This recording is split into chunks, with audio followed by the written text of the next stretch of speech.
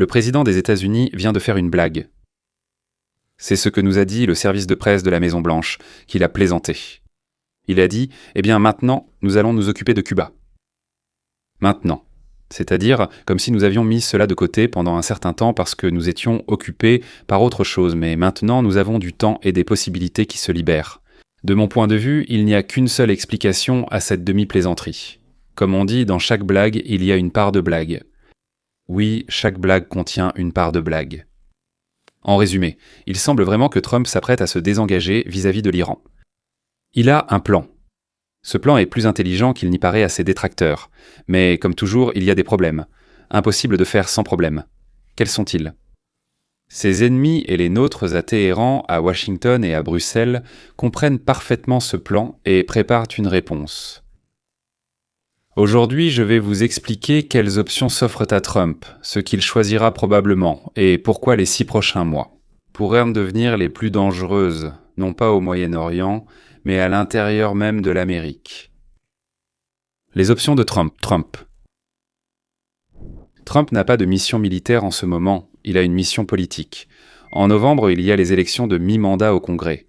Jusqu'à 60% des Américains sont contre la guerre avec l'Iran. Les prix du pétrole sont élevés. Les agriculteurs ne peuvent plus acheter d'engrais, devenus trop chers. Le moral des consommateurs est au plus bas. Dans ces conditions, il a exactement 3 options. Première option, un retrait complet et, bien sûr, une rhétorique victorieuse. Trump annonce que les objectifs ont été atteints. Le programme nucléaire iranien est détruit. Khamenei l'aîné est mort, le régime est affaibli, un mémorandum unilatéral est signé, Hormuz est officiellement ouvert, le blocus est levé, Trump se présente devant les caméras et dit « Hourra, nous avons gagné ». Les détails de l'accord nucléaire, mais ensuite après 37 jours, 14 heures et 8 minutes de négociation. Cette option séduit politiquement, le prix du pétrole baisse, les Américains sont soulagés et Trump peut dire aux élections « J'ai arrêté cela ». Il a ramené la guerre, mais elle a une faiblesse. Le corps des gardiens de la révolution islamique percevra ce retrait comme une faiblesse et en profitera immédiatement. Deuxième option. Parlons de la façon dont il en profitera. La réduction du dispositif, c'est-à-dire un retrait partiel jusqu'à un seul groupe aéronaval. Pas un retrait, mais une transition vers une phase de présence. Un groupe reste, il ne combat pas, non, voyons, il existe simplement, il est juste présent dans cette partie du monde. Et c'est tout. Toute provocation. Chacune reçoit une réponse chirurgicale limitée. Du genre, eh bien, nous ne faisons pas la guerre, nous répondons simplement aux provocations. Pour l'électeur américain, cela ressemble à du contrôle, pas à une guerre. C'est un modèle historiquement éprouvé. C'est exactement ainsi que les États-Unis ont agi dans le Golfe Persique en 87 et 88, pendant la soi-disant guerre des pétroliers. En réalité, le conflit était politique, il n'existait pas, il n'y avait rien. On a affirmé son inexistence, donc il n'existe pas. Passons à la troisième option. Donc maintien de la pression, refus de l'accord. Donald Trump poursuit le blocus, fait pression sur l'économie iranienne, exactement ce que souhaiterait l'Arabie Saoudite, ce que souhaiterait Israël. Il attend la capitulation. Cette option n'était réaliste que si le régime iranien commence à s'effondrer de l'intérieur. Pour l'instant, aucun signe. Les gardiens de la révolution contrôlent et gardent le pouvoir. Ils tiennent bon. C'est eux qui décident quoi faire. Donc cette option demande du temps, et ce temps, eh bien, jusqu'en novembre, il n'y en a pas. On en parlera tout à l'heure, mais jusqu'en novembre, il n'y en a pas. Donald Trump choisira sans doute une combinaison des 2 premières options. Il signera un accord cadre, retirera 2 groupes, en laissera un, et annoncera la victoire. Ce n'est pas une capitulation, c'est de l'ingénierie politique. Si vous regardez cette chaîne pour la première fois, abonnez-vous et cliquez sur la cloche. J'analyse régulièrement ce genre de choses, et les prochains mois seront très chargés. Et pour ceux qui veulent aller plus loin, il y a une section privée pour 4 $ par mois là-bas. C'est sans censure. Prédiction. Alors, que va-t-il se passer exactement ? Voici ma prédiction très peu scientifique. Au cours du mois de mai, peut-être début juin, Trump signera un mémorandum avec l'Iran. C'est absolument nécessaire uniquement pour la consommation intérieure des électeurs américains. Les États-Unis mettent officiellement fin à l'opération. Eh bien, nous avons déjà annoncé en fait que la guerre était terminée. La fureur épique a pris fin. Le blocus des ports iraniens est levé, mais progressivement. Donc ici, on raconte quels navires, quelles unités rentrent chez eux. La Maison-Blanche entretient constamment cette impression. On crée aux États-Unis l'impression que nous partons lentement. C'est pourquoi le prix du pétrole baisse et la bourse continue de monter. 2 des 3 groupes aéronavals quittent la région. La formulation officielle sera à peu près celle-ci. Donc, l'une est en rotation et l'autre est redéployée avec d'autres missions. Donald Trump dira « Nous avons fait notre travail, nous sommes forts, nous sommes ici si besoin ». Les précédents parlent d'eux-mêmes. En 1988, après l'opération Mante religieuse dans le golfe Persique, les États-Unis ont frappé les plateformes pétrolières et les navires iraniens ont détruit une partie importante de la flotte iranienne et sont partis. L'Iran a compris l'allusion. En 2003, après la prise de l'Irak, Bush a déclaré « Mission accomplie ». Eh bien, il s'est tenu sur le pont du porte-avions. C'était un peu grotesque et drôle à l'époque. Mais quand même. Donc il était évident pour tout le monde que ce n'était pas le cas, mais politiquement, il a simplement déclaré que c'était fini, et voilà. Comme si ça avait marché. Trump comprend cette mécanique mieux qu'on ne le lui attribue. Un groupe restant, ce n'est pas une faiblesse, c'est une ligne rouge visible depuis un satellite, c'est un signal. Nous sommes partis, mais pas vraiment partis. Et maintenant, attention. Ce que je vais dire ensuite, la plupart des analystes ne le voient pas, ou ont peur de le dire à voix haute. Parce que cela signifie que les ennemis de Trump, certains d'entre eux ne sont pas à Téhéran, mais bien plus proches. Regardez jusqu'à la fin, vous serez surpris de voir à quel point ce jeu peut être coordonné. Le corps des gardiens de la révolution islamique n'est pas simplement une armée, c'est un État dans l'État. Ils ont leurs propres entreprises, leurs propres flux financiers, leurs propres services de renseignement. Tout accord de paix avec l'Amérique menace leur pouvoir à l'intérieur de l'Iran. Si Pezeshkian parvient à un accord avec Trump, le corps des gardiens de la révolution perd son principal argument pour exister, l'image de l'ennemi extérieur. C'est pourquoi le corps des gardiens de la révolution a tout intérêt à ce que la guerre continue, ou, mieux encore, qu'elle reprenne après une courte accalmie. Ils ont les outils à portée de main. Une attaque des Houthis contre un navire américain, une mine dans le détroit d'Ormuz, une frappe de missiles sur une base à Bahreïn. Tout cela peut techniquement être présenté comme « Eh bien ce n'est pas l'Iran, ce n'est pas nous ». Mais Trump sera obligé de répondre. Et les médias diront immédiatement « Hourra pour l'Amérique et l'Europe ». La guerre est de retour. Ils ne vont pas simplement dire « Hourra, hourra, hourra ». Personne n'est assis dans la même pièce que les généraux iraniens, mais les intérêts sont parfaitement alignés. Toute provocation du CGRI fait aussitôt la une de CNN. Trump nous a encore entraînés dans la guerre, encore et encore. Toute riposte entraîne une escalade, tout silence paraît faible. Une frappe, c'est l'escalade, un silence, c'est de la faiblesse. Trump, paraît-il, perd dans tous les cas s'il ne contrôle pas le récit. Plusieurs sénateurs démocrates clés ont déjà préparé des résolutions visant à limiter les pouvoirs militaires du président. Ils attendent le premier incident pour les inscrire à l'ordre du jour. Ce n'est pas du complotisme, messieurs, c'est la mécanique standard de l'opposition. Macron, Scholz, Starbert souhaitent un Trump affaibli. Parce qu'un Trump fort fait pression sur eux concernant l'OTAN, l'Ukraine et le commerce. La provocation du CGRI leur donnera un prétexte pour parler. Les dirigeants américains est imprévisible et donnent l'espoir que le Congrès sera pris par leurs amis démocrates, qui empêcheront Trump de mener à bien ses plans et projets. Ils ne vont pas se coordonner avec Téhéran, mais ils vont utiliser chaque provocation iranienne pour faire avancer leur propre agenda. Et cela affaiblit objectivement Trump à la veille de novembre. Autrement dit, ils feront tout leur possible pour que Trump et donc l'Amérique se portent plus mal. Le jeu là-bas est à plusieurs niveaux, et Trump le sait. Mais Trump a déjà prouvé à plusieurs reprises qu'il sait sortir des pièges que ses adversaires pensaient tant déjà refermés. L'Iran est économiquement épuisé, les gardiens de la révolution sont puissants, mais incapables de nourrir le peuple. Il ne peut pas garder le détroit d'Ormuz fermé indéfiniment, sans conséquences catastrophiques pour l'Iran lui-même. La guerre à long terme n'est pas du côté de Téhéran.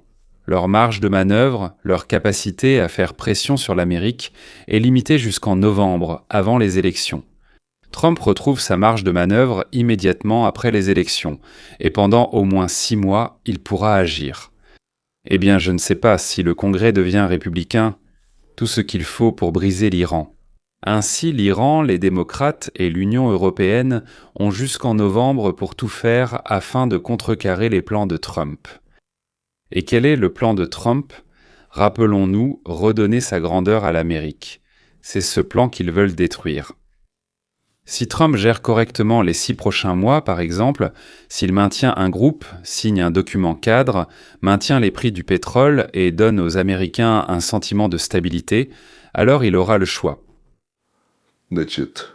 Après novembre, il aura les mains libres pour régler ce qui est actuellement reporté. La question nucléaire, le sort du CGRI, l'architecture de sécurité à long terme dans la région. L'histoire a montré à plusieurs reprises la capacité du commandement central à s'arrêter, à sacrifier la dame pour gagner la partie. C'est aussi une forme de force et cela témoigne également de la maîtrise du joueur. Abonnez-vous, activez la cloche, mettez un like si vous êtes d'accord ou écrivez dans les commentaires si ce n'est pas le cas. La section privée coûte 4 $ par mois. Maintenant, parlons de la destination de l'escadre. Je suis parti de l'Union soviétique en 1974.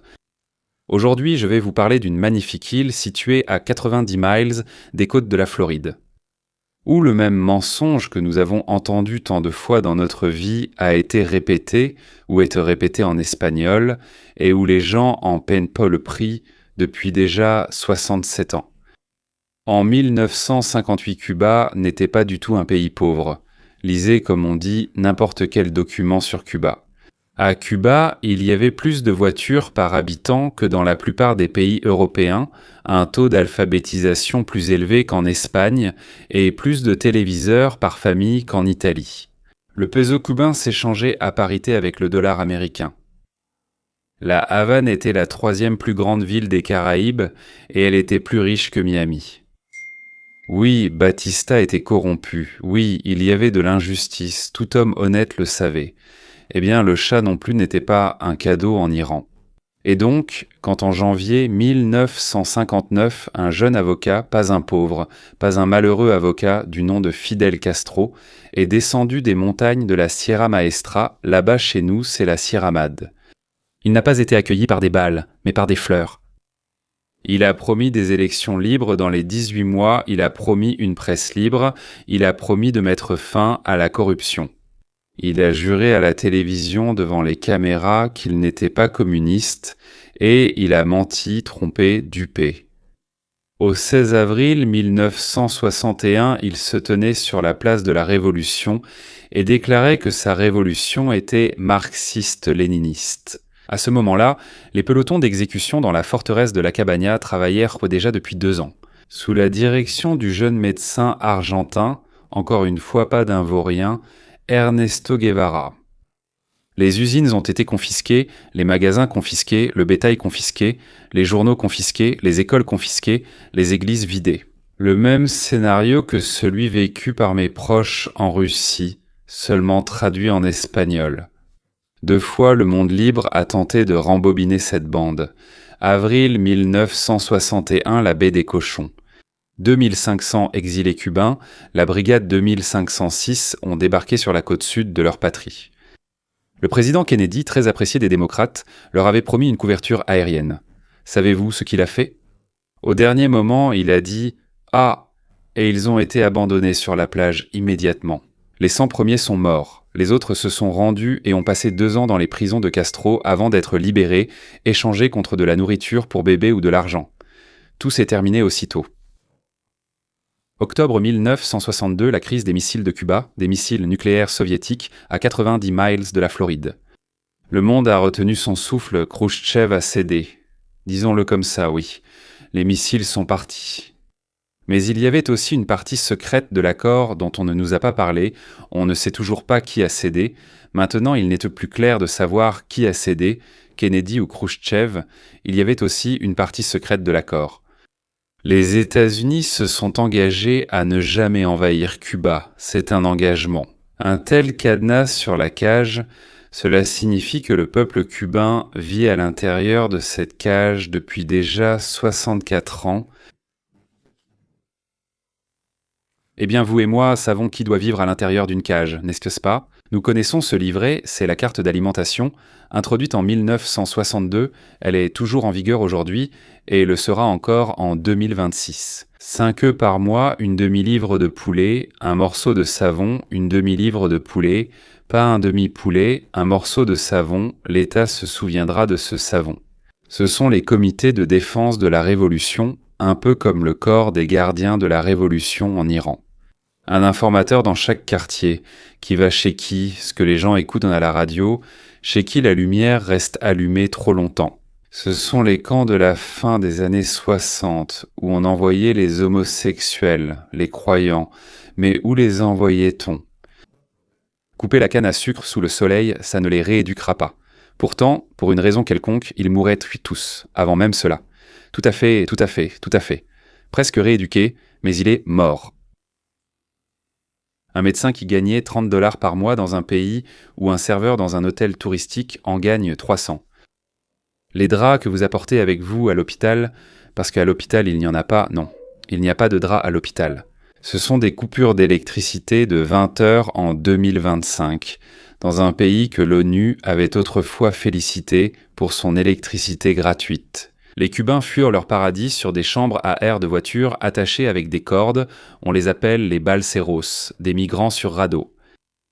Les estimations du nombre de morts dans le détroit de Floride varient de 16 000 à 100 000. Des mères, enfants, médecins, poètes. En 1980, en 5 mois, 125 000 Cubains se sont entassés sur tout ce qui pouvait flotter et sont partis en direction de Miami. On a appelé cela l'exode de Mariel. En 1994, il y a eu une deuxième vague, et aujourd'hui, en 2026, sur fond de coupure et de famine, une troisième vague se lève. Mon propre peuple, les Juifs soviétiques, connaissait cette arithmétique dans sa chair, tout comme les Allemands de l'Est au mur de Berlin. Messieurs, personne ne risque la vie de ses enfants pour fuir le paradis, on prend ce risque pour s'échapper d'une prison. Et qui finançait la prison cubaine? L'Union soviétique envoyait à Cuba de 4 à 6 milliards de dollars par an. Pendant 30 ans, le sucre s'achetait à prix élevé, tandis que le pétrole se vendait à bas prix. Lorsque l'URSS s'est effondrée en 1991, Cuba est entré dans ce que Fidel Castro lui-même a appelé la période spéciale. Eh bien, le Cubain moyen a perdu de 5 à 12 kilos pendant cette période spéciale. Ils ont mangé des chats, ils ont mangé des peaux de bananes, le régime a survécu, mais le peuple a perdu. Ensuite. Donc le protecteur est devenu Hugo Chavez, puis en 1926, le protecteur est redevenu Vladimir Poutine, et en 1922, la Russie a annulé la dette de Cuba de 32 milliards de dollars. Eh bien, de toute façon, il était impossible d'obtenir quoi que ce soit, donc... On va annuler ça, il n'y a rien à prendre là-bas. En 2024, des navires de guerre russes sont entrés pour la première fois dans un port cubain depuis la guerre froide. Ils sont entrés dans le port de la Havane. La chaîne n'est pas rompue, elle est simplement peinte d'une autre couleur. Pourquoi moi, un immigrant russophone vivant à Los Angeles, je vous parle de Cuba en mai 2026? Parce qu'à New York, un jeune homme nommé Zoran Mamdani se prépare à faire ce que Fidel Castro a fait à Cuba. Les magasins d'alimentation urbains russes sont arrivés à La Havane, je vous en prie. La Havane, embellie. Pourquoi à Los Angeles? Pour la destruction. Ils rétablissent par décret du maire les bus gratuits. Enfin, qui sont payés par les riches. Quelqu'un doit bien payer pour le carburant, pour les bus, là, les salaires, le chèque qui va permettre au logement social d'atteindre une échelle que ma ville natale soviétique reconnaîtrait au premier coup d'œil. Lui, Zokran, il se dit socialiste démocratique, c'est ainsi que se nommait aussi Ugolny. Chavez, vous vous souvenez de cette personne? Salvador Allende était aussi un socialiste démocratique. Fidel Castro jusqu'au 16 avril 1961. Ensuite, un épicier du Queens a vu la mairie annoncer l'ouverture d'une épicerie d'État juste en face. C'est l'épicier cubain de la Havane en 1960. La même logique, le même langage poli, la même trajectoire. Il faut aller jusqu'au bout. En 1958, Cuba était plus riche que l'Espagne. Une Cuba libre, à seulement 90 miles de l'économie la plus dynamique de l'histoire de l'humanité, étonnera le monde pendant encore des décennies. Jumelés par le commerce et les retrouvailles familiales, Miami et la Havane le seront en un an. 2,5 millions de Cubano-Américains, l'une des communautés les plus entreprenantes que ce pays ait jamais accueillies, reviendront en masse, avec du capital, des connaissances, de la musique, de l'amour. Mesdames et messieurs, Cuba n'est pas une histoire étrangère pour moi. Je n'y suis jamais allé de ma vie. Mais ce n'est pas une histoire étrangère, c'est mon histoire, racontée dans une autre langue. Je ne suis pas du tout sûr d'aimer l'idée de conquérir Cuba, mais j'aime beaucoup l'idée de négocier avec les dirigeants cubains pour qu'ils ouvrent le pays au libre choix de ses habitants. Le gouvernement de leur choix est élu, ils peuvent voyager où ils veulent, produire ce qu'ils veulent, faire ce qu'ils veulent de tout cela, ce qu'ils souhaitent. Tout cela ensemble s'appelle la liberté. Et peut-être qu'en échange, on peut promettre à un descendant des révolutionnaires cubains l'immunité. Et maintenant, réunissons ces deux histoires en une seule. J'ai commencé cette vidéo par une blague du président. Il a dit « Maintenant, occupons-nous de Cuba ». Le service de presse nous a dit que c'était une blague.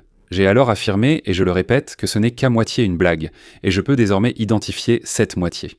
En juin-juillet, 2 des 3 groupes de porte-avions américains quitteront le golfe Persique. L'un partira pour une rotation, et le second, selon la formulation officielle, sera redéployé en raison d'autres missions. Alors des questions arithmétiques se posent. Où dans le monde un seul groupe aéronaval change la donne instantanément, sans effusion de sang, sans un seul coup de feu, sans aucun débarquement, à quelques milles au sud de la Floride. D'après moi, ce que Donald Trump va mettre en place avec l'Iran, c'est un document cadre et un retrait partiel. Un seul groupe restant, comme une ligne rouge, visible depuis un satellite. La même architecture fonctionnera aussi avec Cuba de la même façon. Voici sa formule. Eh bien, en une seule ligne, comme on dit, en une phrase, serrer le portefeuille du régime. Ne pas affamer le peuple et, quand la pression est à son comble, offrir une porte de sortie aux dirigeants. Qu'est-ce que cela signifie, une issue ? J'ai déjà dit que je ne suis pas sûr d'aimer l'idée de conquérir Cuba, et je ne suis pas sûr d'aimer l'idée de conquérir l'Iran. Mais il y a une autre idée qui me plaît beaucoup. Imaginez un document unilatéral, posé sur la table à la fois à la Havane et à Téhéran, qui contient 4 lignes. Premièrement, vous ouvrez le pays. Élections libres, presse libre, droit de choisir. Deuxième ligne, le blocus extérieur est levé dans les 30 jours suivant le premier vote libre. Troisièmement, le capital américain et le marché mondial s'ouvrent à vous le même jour. Et quatrièmement, le plus important, à vos enfants, à vos petits-enfants, aux descendants de ceux qui ont fait votre révolution, l'immunité est sans garantie. Pas de tribunaux, pas de listes, pas de persécution. Vous quittez la scène. Ce ne sont pas des ports, ni au Pakistan, ni en Iran. C'est justement cet accord qui transforme le blocus d'un acte de guerre en un acte de négociation. Ce n'est pas la baie des cochons de 1961, ce ne sont pas les canonnières de 98, c'est une partie d'échec où le sacrifice de la dame à Ormuz se transforme en échec et mat aux Caraïbes sans qu'aucun soldat ne meure des deux côtés. 5 millions. 90 millions d'Iraniens, 11 millions de Cubains, 100 millions de personnes. Aujourd'hui, il compte parmi les personnes les plus malheureuses du monde. Il dispose des 3e réserves mondiales de pétrole et des 2e réserves mondiales de gaz.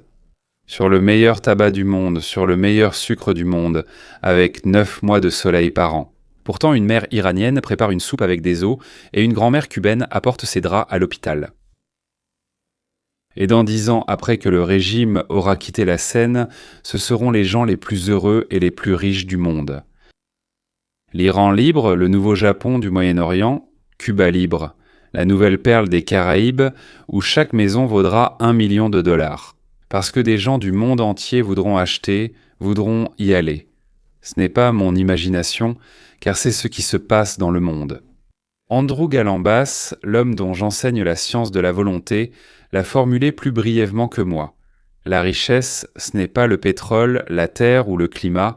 La richesse, c'est le droit de choisir soi-même.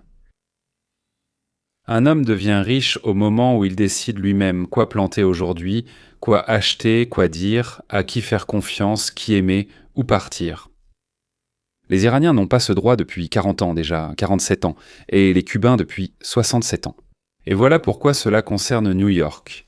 Si le régime cubain s'ouvre publiquement sous les yeux de l'électeur américain, si le régime iranien s'ouvre publiquement sous les yeux de l'électeur américain. Il perd son dernier point d'appui. Parce qu'on ne peut pas vendre la recette cubaine à un New-Yorkais la même semaine où les Cubains eux-mêmes jettent cette recette à la poubelle. Cuba Libre, c'est le meilleur vaccin pour le Queens. Un Iran libre, c'est le meilleur vaccin pour Dearborn. Ouksir au Parti démocrate à Bruxelles a jusqu'aux élections de mi-mandat en novembre. Pour nous gâcher la vie. C'est cette fenêtre, et ils la connaissent par cœur, même en novembre. Et si le Congrès reste aux mains des républicains, Trump aura les mains libres. Eh bien, pour un an, ou au moins pour 6 mois, je veux dire, après ça, les élections recommencent, et plus d'un an après, ça commence à devenir risqué là-bas. Pourquoi faire ? Pour terminer ce que nous venons de décrire.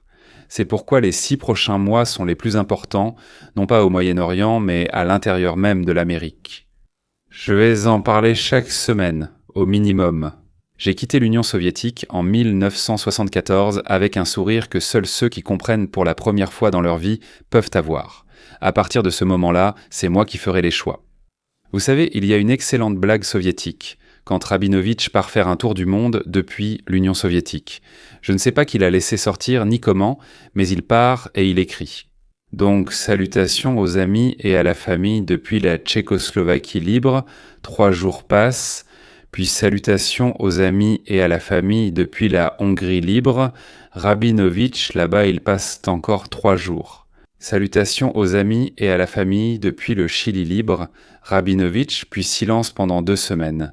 Et ensuite un nouveau télégramme. Salutations aux amis et à la famille depuis l'Amérique, Rabinovitch libre. Dans 5 ans, peut-être dans 7. Exactement le même sourire sera affiché par une petite fille iranienne à Téhéran et un garçon cubain à La Havane. Et ce jour-là, je le dis honnêtement, je sourirai avec eux, parce que je connais ce sourire. Abonnez-vous, cliquez sur la cloche si vous ne l'avez jamais fait, abonnez-vous et cliquez. À bientôt, à bientôt.